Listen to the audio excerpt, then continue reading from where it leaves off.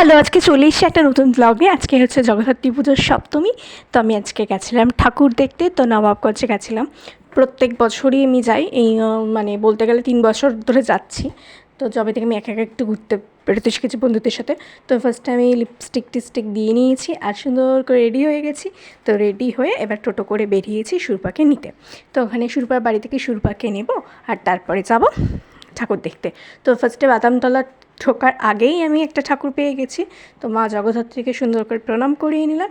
আর এটা হচ্ছে ফার্স্ট ঠাকুর দেখলাম। আর তারপরে বাদামতলাটা ক্রস করে নবগঞ্জে ঢুকলাম। আর নবগঞ্জে পুরো পরপর লাইন দিয়ে সুন্দর সব ঠাকুর হয়।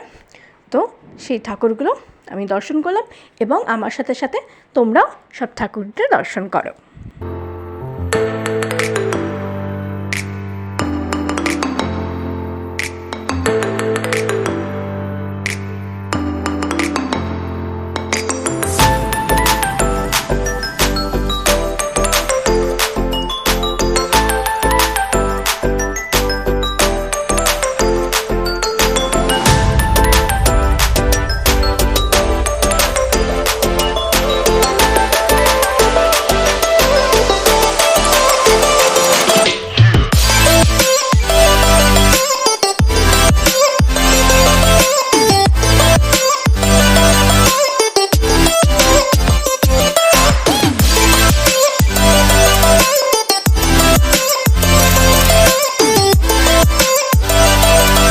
আর এখানে এসেছি ফুচকা খেতে। তো প্রায় 1 বছর পরে ফুচকা খাচ্ছি। সে আগের বছর জগদ্ধাত্রী পুজোতে ফুচকা খেয়েছিলাম। আর বাইরের ফুচকা আমি খাইনি। যতবারই ফুচকা খেয়েছি বাড়িতে বানিয়েই খেয়েছি অপারেশনের আগে। আর অপারেশনের পর তো কোনো ফুচকাই খাচ্ছি না।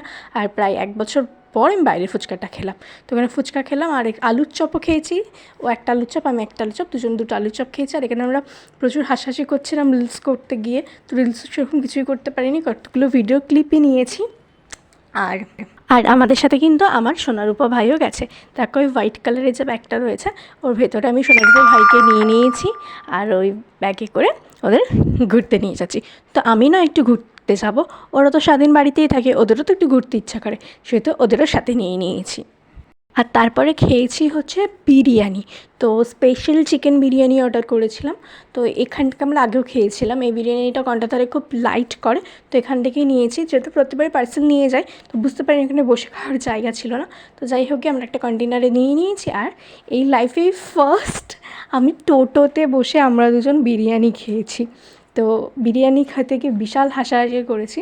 তো পুরোটা তো খেতেও পারিনি, আমি আবার লাস্টে বাড়িতে নিয়ে চলে এসেছি যেটুকু ছিল বেঁচে ছিল। তো এই আর দিনটা খুব মানে এনজয় করেছি আমি আর সুরূপা।